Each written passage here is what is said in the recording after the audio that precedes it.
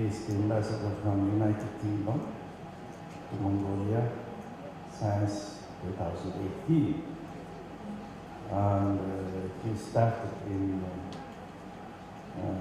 Commonwealth Office Foreign Service in 1981. And at that time, I started my work in Power number 3. It seems to be he is quite my age.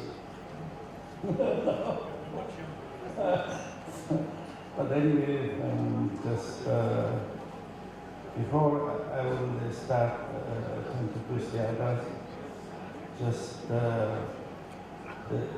my request condolence the Queen passed away on behalf of the participants of the conference group.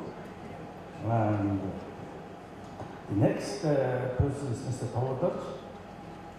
Mr. Tolodot and myself, we have been working in Power number 3 after me, because he is very experienced manager in the energy sector. He was executive director of Western Mongolian Grid a couple of years, and afterwards he has been working in the Ministry of Energy, and now he is one of the commissioner of the Energy Renewable Committee. And the next person is Mr. Batra. Mr. Batra and myself, we have same profession, engineer for automation. And he has been working the Deputy Director Mongolian Energy, the Central Energy System. He has been working recently in Ulaanbaatar City office. He was the office chairman. And he is well experienced energy policy maker. He has been experiencing very much the grid systems in Mongolia as well as in regional grid. Another gentleman is Mr. Batlau. He is electrical engineer, and he has been working on several projects.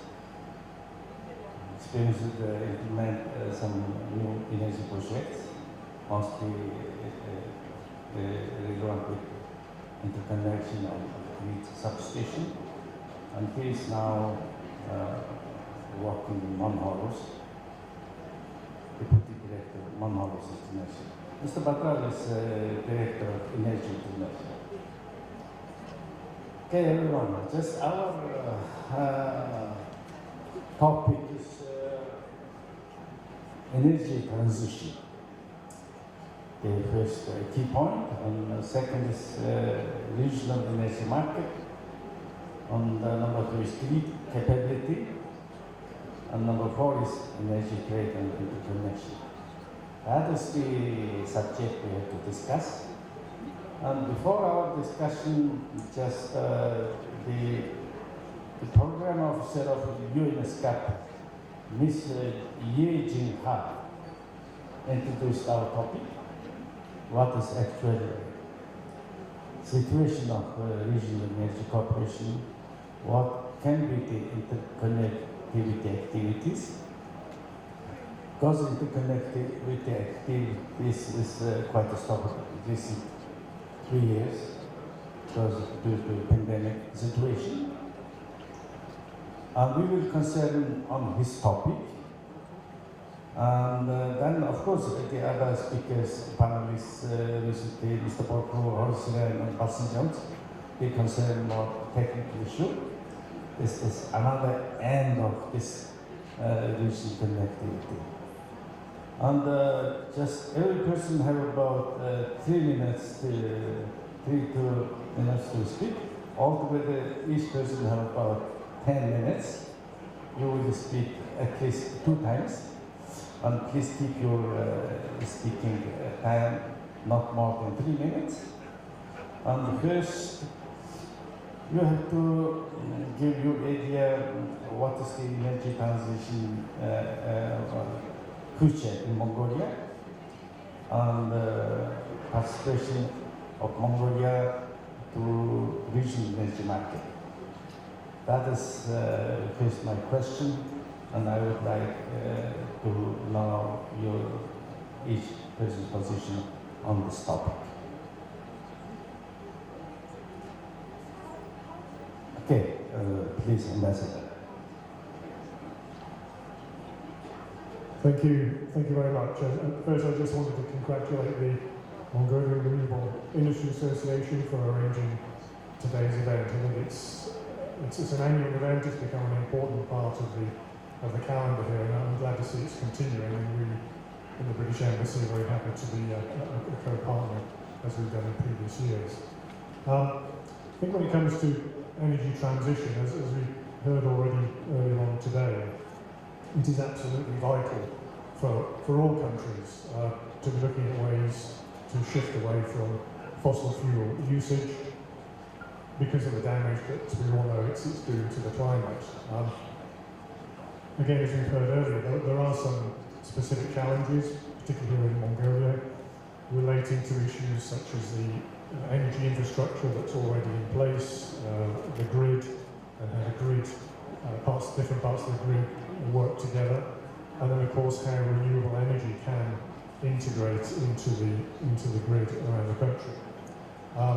Access to technology, access to finance, again as we heard earlier, is also a very important part of, or an important challenge for Mongolia in this area.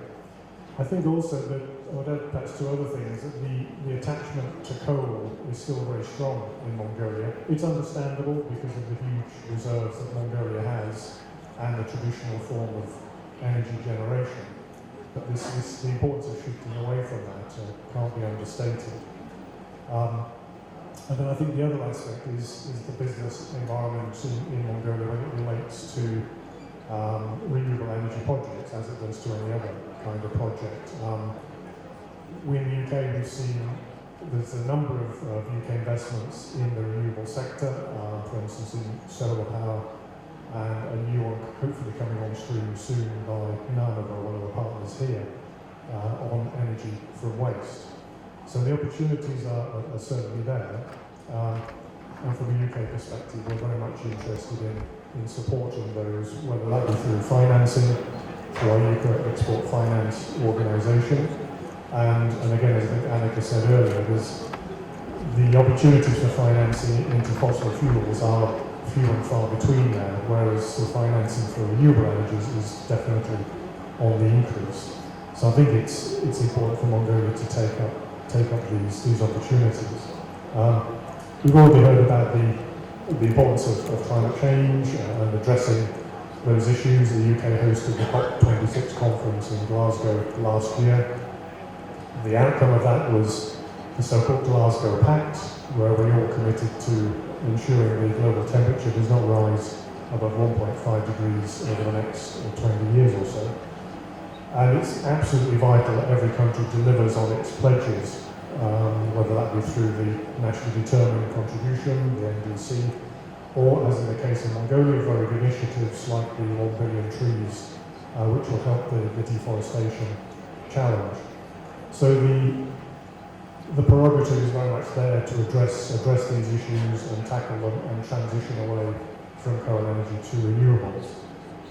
Just that briefly before I finish on the regional situation, Vinod, to my colleague Vinod earlier on, mentioned that the potential capacity for Mongolia is to produce something like 2.3 terawatts of energy from renewables, which of course is an incredible figure. The Asian Development Bank a few years ago did a study where they reckoned that something like 25% of energy for the Northeast Asia grid could be produced from Mongolia. So the potential absolutely is there. But I think some of the challenges that I mentioned earlier and have been discussed already do need to be overcome within the sector, within Mongolia, and then to sort of transition then to actually exporting energy. But I think the potential is really quite enormous. Thank you. Okay, yes, Mr. Tolokov.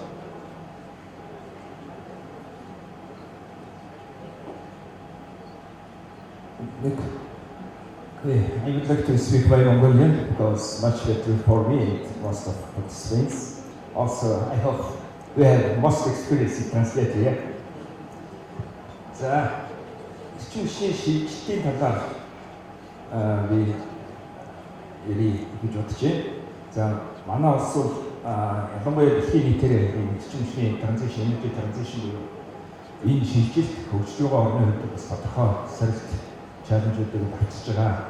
Тэгэхээр миний хувьд бол юу гэж боддог вэ? Өнгөрсөн хугацаанд манай улсын хувьд тодорхой хэмжээний зорилтууд тавьсан шийдвэрийн төрөөс өргөх бодлого, ногоон хөгжлийн зорилт гэдэг энэ бодлогын дэвшүүлэгчдэд тавьсан зорилтуудыг бас тодорхой хэмжээнд хангасан гэж үздэг. Ялангуяа хууль эрх зүйн хүрээнд бол манайхаар хангалттай орчин бүрдсэн. Одоо бидний сорилж байгаа толгороор эрхшээл юу вэ гэвэл техникийн болоод санхүүгийн энэ хоёр асуудал байна. Тэгэхээр энэ асуудал бол ерөнхийдөө шийдэх боломжтой. Дэлхийн нийтээр энэ технологийн хөгжил бол энэ техникийн ялангуяа сэргийлэгч машины технологийн хөгжлийг нөхөх орлох. За энэ асуудал бол тодорхой хэмжээнд технологийн шийдлүүд гаргаад явж байна. За өнөөдрийн хувьд ч гэсэн бол яг хэдийгээр өнөөдөр эрчим хүчний жижиглэнгийн үн хэдийгээр бага байгаа ч гэсэн одоо бусад сэргийлэгч машины хууль тогтоомжийн хүрээнд тогтоогдсон үе тарифаар өнөөдөр тодорхой хэмжээнд түрүүн бас бид өртсөн 10 орчим сэргийлэгч машины хөлсөөр бол бас үйл ажиллагаа явуулж байгаа. Гэхдээ бол цаашдаа мэдээж сэргийлэгч машины шинэ хууль өсөлтөний зарчмаар бол явна. Тэгэхээр энэ дээр бол ерөнхийдөө энэ эрчим хүчний энержи транзишнийг Монгол орны хувьд манай өөрийнхөө орны онцлог хөгжлийн ямар загвар байх ёстой вэ гэж бодож явдаг зүйлээ та бүхэнд хуваалцъя гэж бодож байгаа. Тэгэхээр Монгол бол бас онцлогтой өргөн удаг газар нутагтаа хэрэглээ бага маш их тархыг сөрсөн. Тийм учраас жижиг тархмал их усруудыг ялангуяа энэ урт шугам явсан алдарчлалтай төгсгөл дээр аймагуудын төв дээр одоо жишээлбэл 28 аймаг 3 хот энэ дээр боломжит их усрээр нар нь улнаар салхин салхи нүүсээр ажилладаг. Бид бол одоо нэг үйлчлэгт том чадлын одоо 450-аас 600 нөгөөтэй нүүсээр ажилладаг станц, ер нь бол нүүсээр ажилладаг станцын хөрөнгө оруулалт бусад нөхцөлөдөө хөдөлж гисэн байх гэж нийлээ үзлээ.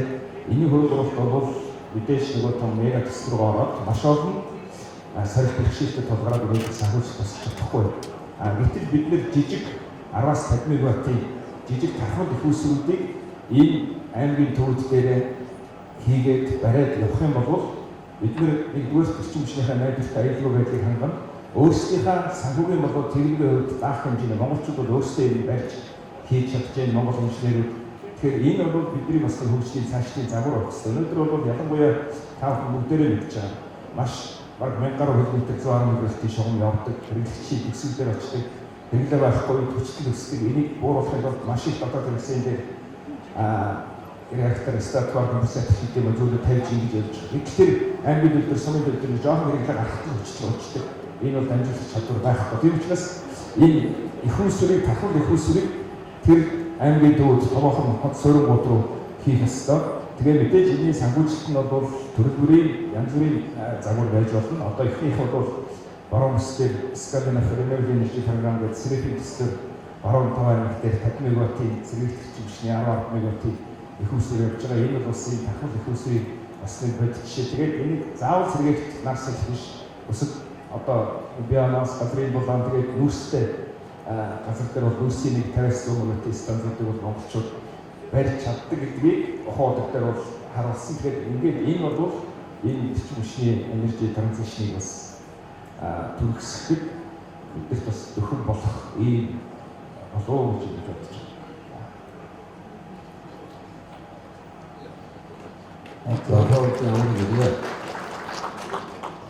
За яг Монгол улс эрчим хүчний одоо шийдэх хэрэгтэй гэдэг бол үндсэндээ заавалчгүй нүүсээр ажилладаг цахилгаан станцууд болсон ингээд нэг үсрээ шууд ногоон тал руугаа орно гэж одоо зарим хүмүүс гадуур одоо нэмэлтийн хүмүүс ойлгоод байна. Гэтэл яг өнөөдрийн байдлын одоо энэ том энергетик талдаа бол маш их байдал орсныг бүгд мэдж шүү дээ. Одоо энэ эрхлэгчид гэсэн одоо бас ойлгож эхэлж байгаа шиг байна. Тийм учраас одоо энэ energy transition гэж энэ яриад байгаа нь бол яг энэ цаг үед бол үнэхээр зөвхөн гал алдахгүй төлөө багт одоо хийх ёстой болчиход байна. Тэрнээс бол аюул тийм мод болцсон ногоо гэдэг утгаараач биш. Тэгэхээр түрүү манай хүмүүс ярьж байна. Ерөөсөө энэ төвлөрлийн юугаар төв хүмүүстэй манай салбарч явцсан. Сэргийг тэмдэж сайн мэдэхгүй юм явж байгаа. Тэгэхээр бол яг одоо ингээд цаг хугацаанд ингээд хоолнд толгойд ирчихлээ. Тэгэхээр бол одоо ингээд түрүүний презентацуудаас ингээд харахад бол одоо хүн хүчний хувьд болсон үчин техник технологиуд одоо ингээд бид нар дахиж ундаг дугуй зохиолох ямар шаардлага бүх ингээд сайхан хөгжсөн байгаа юм байна. За ганцхан одоо улс төрийн хүсэл зорилго хэрэгтэй байна гэдэг зарим хүмүүс хэлдэг болчихжээ. Улсын орнууд төсөөс хэмжигтэй байдаг юм шиг. Тэгэхээр манай Монгол улсын энэ арт иргэдээ үлдээ хөгжихгүй дулаан үйлчлүүлэх гэсэн ерөөсөө манай энэ Монголын газрын дотор амьдарч байгаа Монгол хүний амьдралын гол юм бол илүү дутуу нарийн компликэтэд болохгүй байх нь ерөөсөө өвдөд авах юм байна шүү дээ. Өвдөд очоод тэгээд дараагийн сайхан юм уу маач. Тэгэхээр бол энэ үнээр одоо цаг үе олсон гэдэг одоо ярьдаг. Энэ цаг үе олсон гэдэг мэдрээ яриад байгаа бол энэ одоо яг зөвхөн институцийн хувьд одоо иргэдсэн хувьд яг зөвхөн одоо улсын зорилго гаргаад хөгжиж эхлэх болохгүй. Энийг ойлгохын тулд дэшээ хийж байгаа гэдгийг ойлгох нь бид нар яаж ч юм бэ? Манай холбоо, манай салбарын баахан зовлон болоод энэ тарих хэмж ёстой. Энэ сэргийгээр хамт хэмжихгүй байна. Ингээд ийм юм уу одоо ингээд ажил болохгүй болохгүй. Нэг л юм байгаа. Гэтэ энийг бид нар аягүй сайн фокуслаад энэ одоо яг жинхэнэ утгаар нэгдэл ингээд дуулгаа жинхэнэ өрнө. Тэгээ дуу хоолой өөртөө зүгээр дооцсон маркер биш. Юусе яг ийм ороод байдаг. Яг ийм процессыг яг ингэж бид ингээд амаар байна. Эдгээр одоо тэр 2050 одоо ямар бодлого үлээ.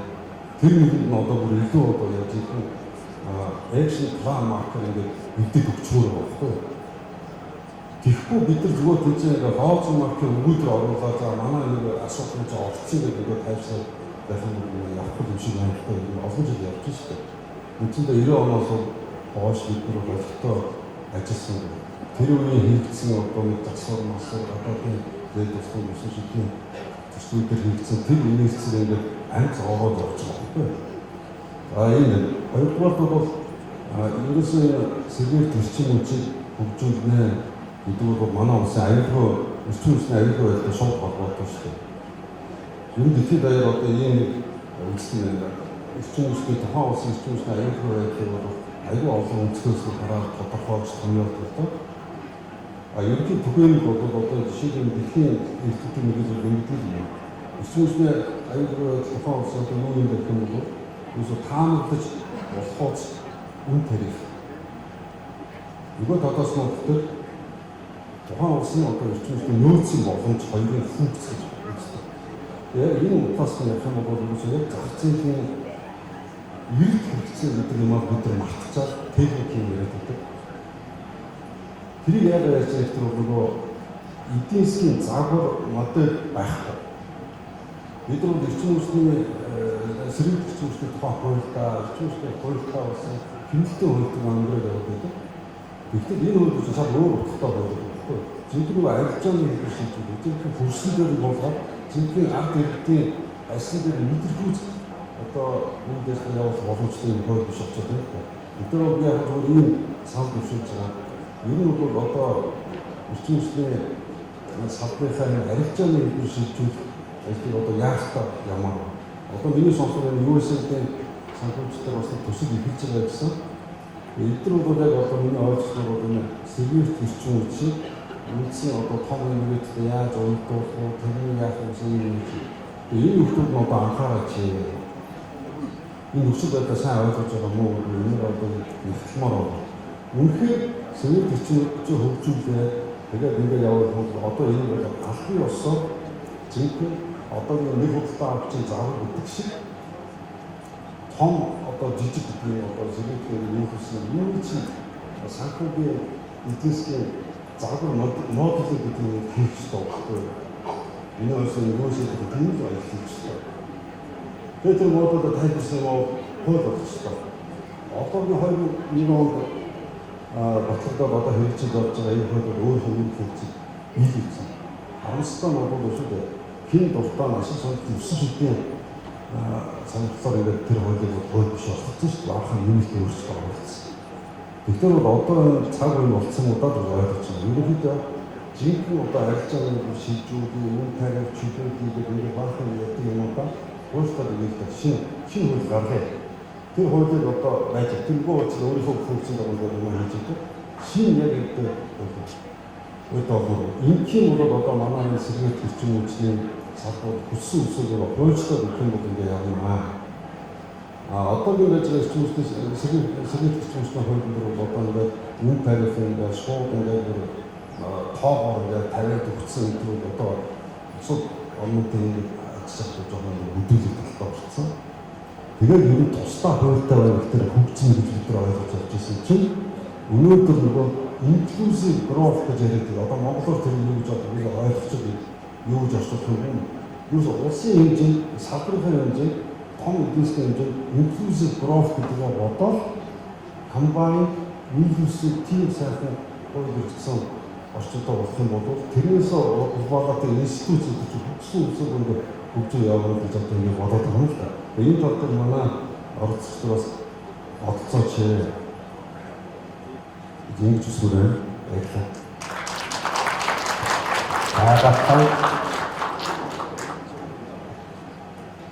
За өнөөдрийн төрөөр энэ процесс ханаад наадтай баярлалаа. Хүмүүстээ баярлалаа.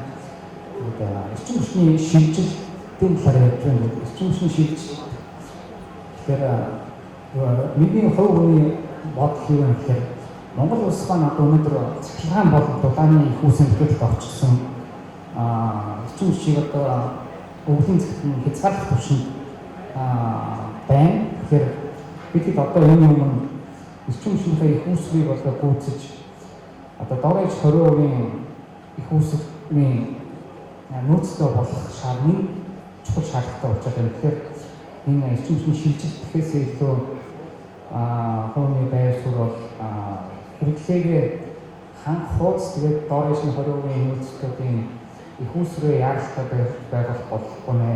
Энэ дээр бол энэ эрчим шилжилтийг уялдуулаад олон өөр төрлийн их үүсвэрээс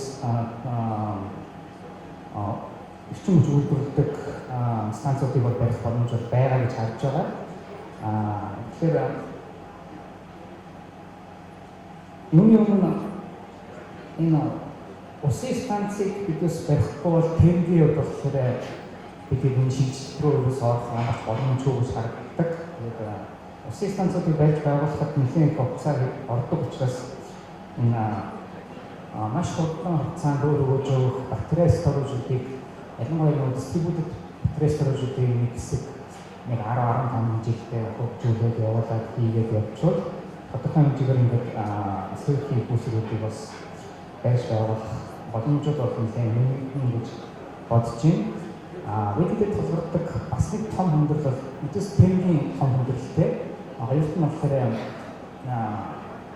үнийн асуудал, эдийн засгийн том хүндрэл байна. Энэ бол төрөөс эрчим хүчний үнэ ингээд хүчээр ингээд бариад маш бага түвшин бариад байгаа. Эрчим хүчний үнэ маань өөрөө Монгол төгрөгөөр өгдөг. Гэтэл нөгөө Монгол төгрөгийн ханшчин огцон мунаад өгдөг. Эрчим хүчний хэрэглэж байгаа бүх бүтээгдэхүүн гаднаас импортоор орж ирж байгаа бүгд валютаар авдаг. Тэгэхээр энэ эрчим хүчний үнийн асуудал тодорхой зарлаа нөхөж болох уу гэдэг өөрийнхөө үнээрээ хөрөнгө оруулалт хийгээд шийдэх боломжтой төвшөнд хүрэхгүй бол эдгээс энэ эрчим хүчний шилжилтийн талаар ярих маш хүндрэлтэй боломж өөрийн хавьд бодож байна.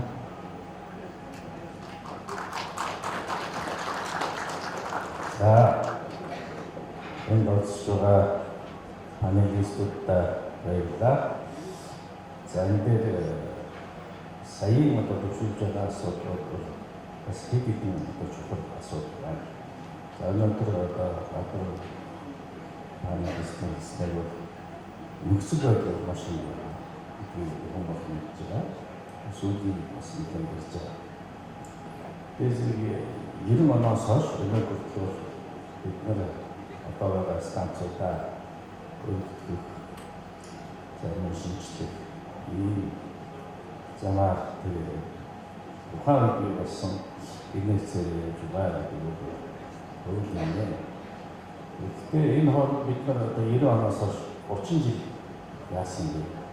Энэ бид нар маш их ярьсан харагдсан. Тэгээ энэ одоо юутай холбоотой юу? Нэчмүшний холбоог хөгжүүл одоо хөгжлийн нэгсэн одоо тийм давталтай бодлого дутагдж байна. Талаас за энэ бодлогыг харж ирсэн бол тэнийг хэрэгжүүлэхгүй одоо нэчмүшний салбарыг бүхий өөрсдөө хамааралтай ийм байдлаараа гэхдээ санал байна. Нөгөө талаар 2001 онд батлагдсан нэчмүшний хууль одоо хоёр үзэл баримт байна. Нэг нь бол бүтцийн өөрчлөлт. За нөгөө талаар бол арилжааны хэлбэрийн салбарыг шилжүүлээ гэсэн ийм үзэл бодолтой байсан. Тэгээд арилжааны хэлбэр шилжүүлэх гэдэг нь бол өнөөдөр хийгдэх байсан болж одоо бидний нэчмүшний салбар энэ гол шинэ станц байж чадахгүй гэдэг үсэн юм бол одоо бас бодлоо энийг өгч байгаа.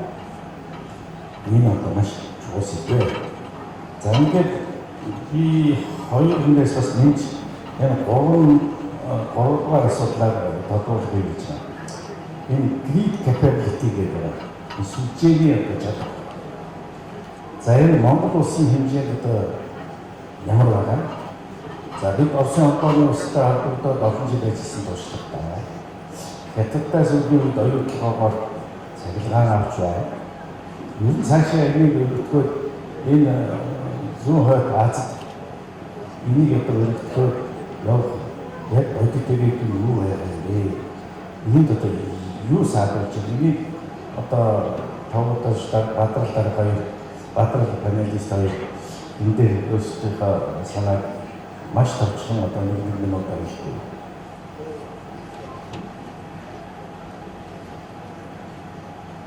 Би агуу удаад яг ерөнхийдөө манайх мэдж байгаа 1976 онд Оросын эрчимчдийн холбоо юу системд холбогдсон. Ябгаалаад байсан болсон. Тэрнээс өмнө мэдээж шилжүүлж үржиж байсан. За үндсэндээ бол гол одооны магистралын нэг амжих шилжиж одоо баяр мэдээж 70-80 онд яригдсан юм шилжиж байж байгаа. Яг яригдсан доктор яг мэдээж тэр үеийнхээ техникийн хүчний төвшин баригдсан. За дараа нь мэдээж яг янз бүрийн жижиг шалжиг төслүүдээр ингээд жоохон апдейт авсан. Тэр одоогийн байдлаар ингээд бид нар яг жинхэнэ сервис төчмөж байгаа шилжиж усад одоо том систем холбогдож гэдэг юм эсвэл эрчимч одоо илүү бахан экспортын төр хэм болов миний бодлоор хамгийн түрүүнд одоогийн байж байгаа дамжуулах түгээх сүлжээнүүдэд юм хэрэг чадахгүй байна. Ерөнхийдөө сая өнөөдөр хүртэл ингээд телевизэн хэл мэдээлэл ярих бол одоо ингээд төв засгийн төвшин гэсэн ингээд усан цахилгаанаас энэ том одоо мега тусан станц хэрэгтэй байна. Ихүүсэл одоо ирээдүйд ерөнхийдөө тэр ихүүслийн барилга гэж бодлоо дамжуулах юм уу? Дамжуулах болон төвөөр сүлжээ за тэр нь одоо бас дахиад дулааны шугам сүлжээж авах юм. Энэ нөхцөл чинь одоо аюу маш их байдал байна шүү дээ.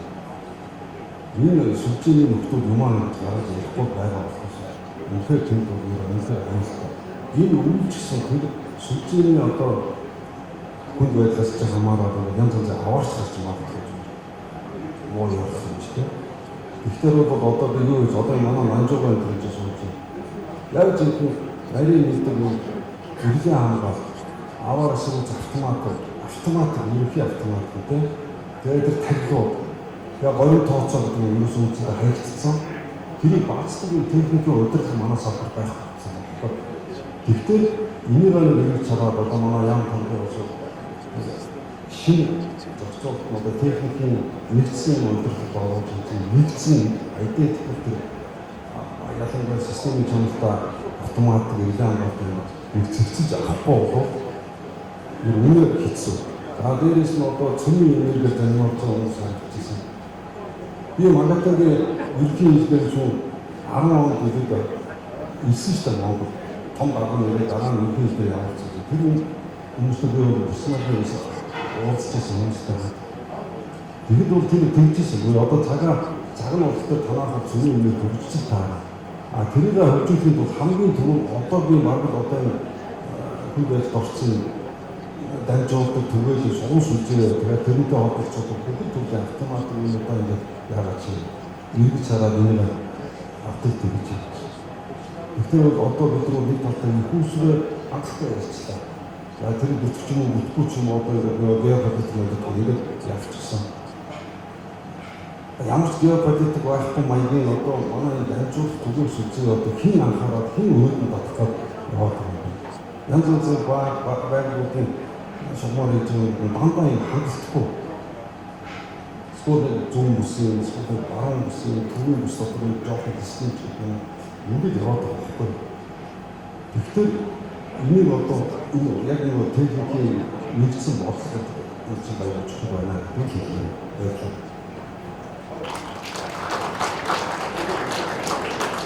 Тийм, энэ бол дамжуулах сүлжээний хувьд бол тулчсан. Эднийг дараагийн хүчний төвшил рүү зайлшгүй шийдэх шаардлагатай. Тэс утгаараа Улаанбаатар онцлогийн шугам бол 330 мм-ийн нэртэй баригдсан гэж ойлгож байгаа.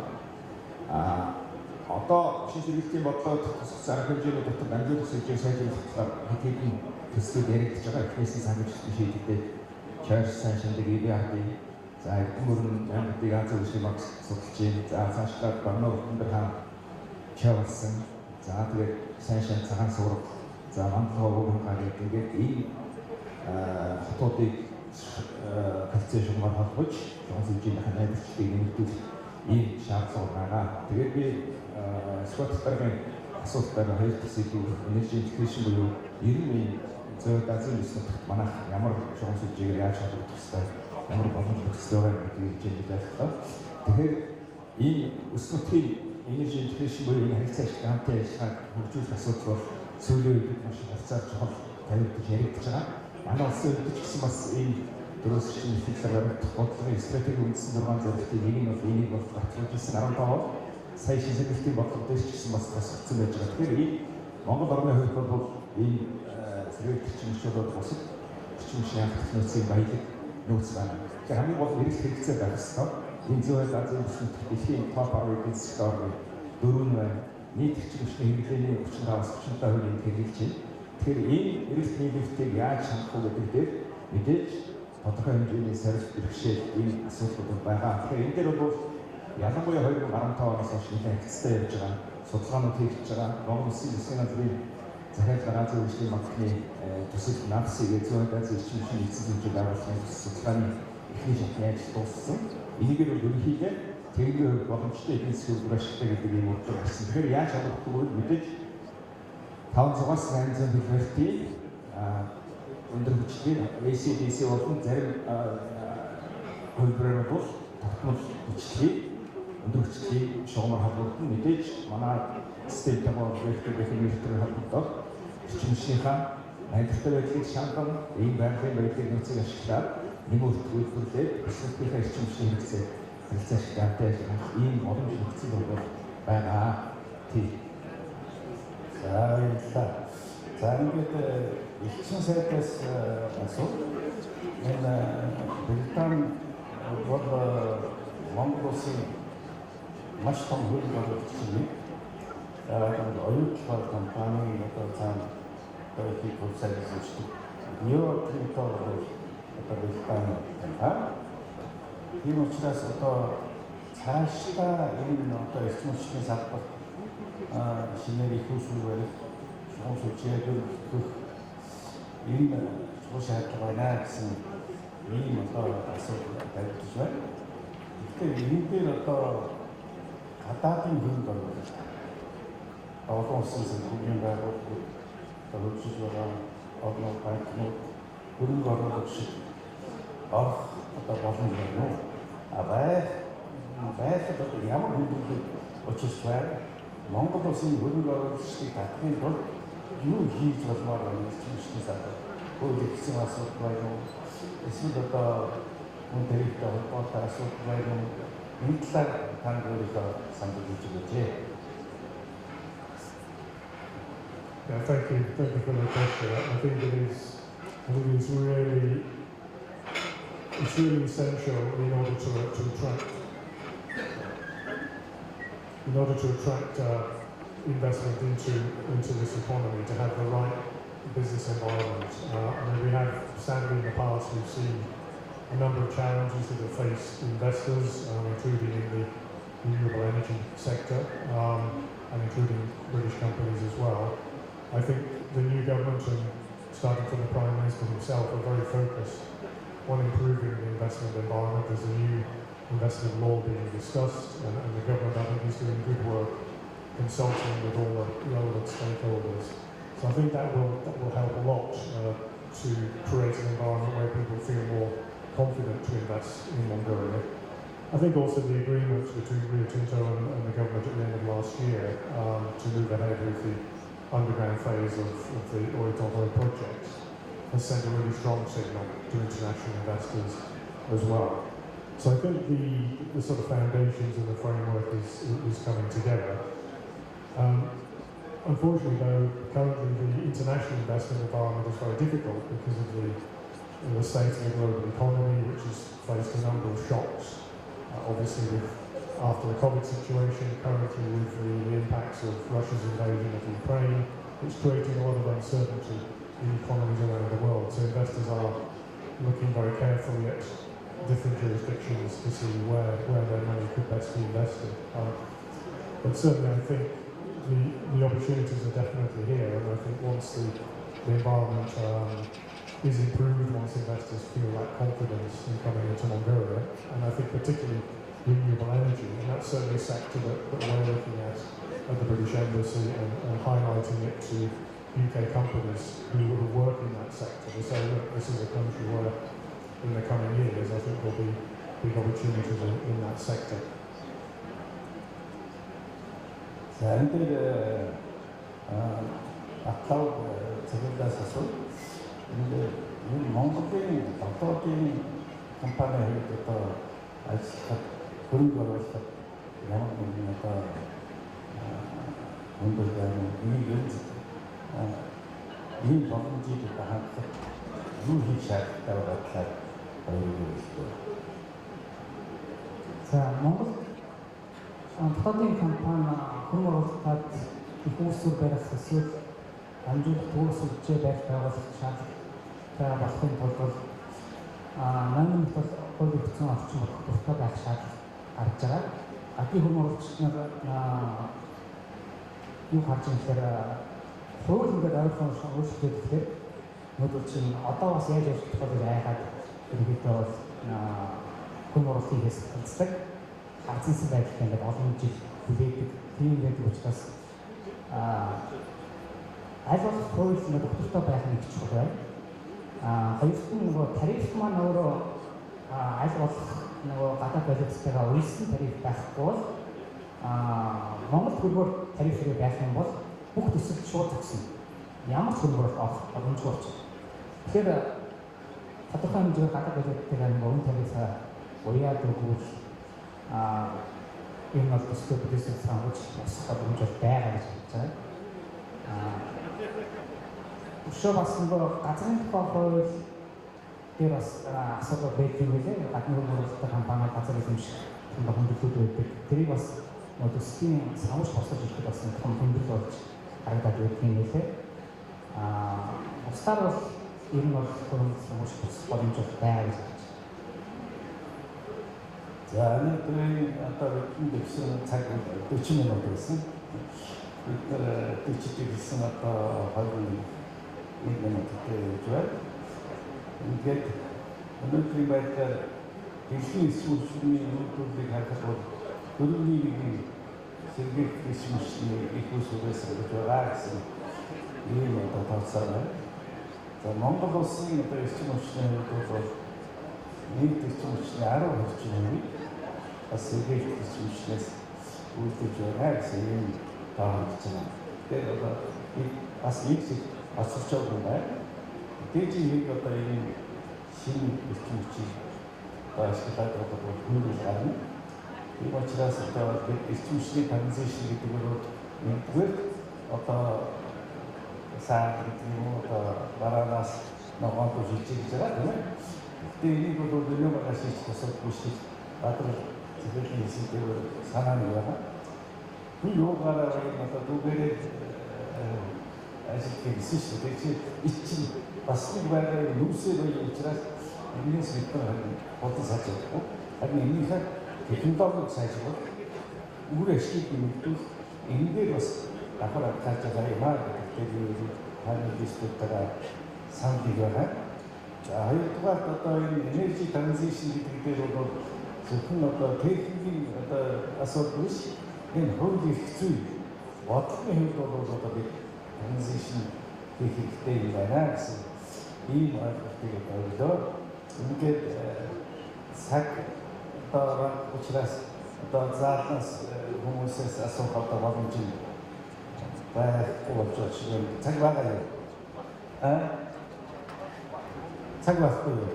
За ингээд та бүхэн анхаарал тавьж бидний одоо хуулийн үйл ажиллагаанд бидтэй болсон баярлалаа.